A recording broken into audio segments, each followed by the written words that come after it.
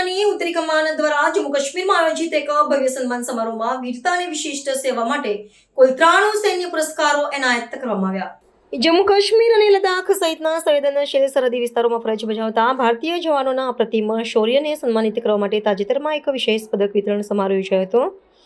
આ કાર્યક્રમમાં ઉત્તરી કમાનના સૈન્ય વડાએ વિવિધ સૈન્ય ટુકડીઓના જવાનો અને અધિકારીઓને કુલ 53 પુરસ્કારો એનાયત કર્યા હતા।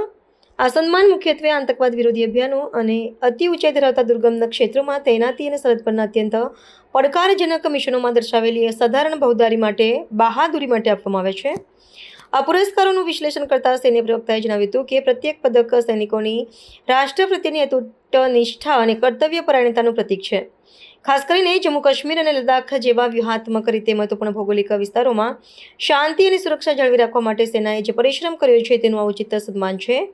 આ સમારોહમાં વીરગતિ પ્રાપ્ત કરનારા મૂક સૈનિકોના પરિવારજનોને પણ મરણોત્તર સન્માનપત્ર એનાયત કરવામાં આવ્યા હતા, જે વાતાવરણને અત્યંત ગૌરવપૂર્ણ અને ભાવુક બનાવી રહ્યું હતું।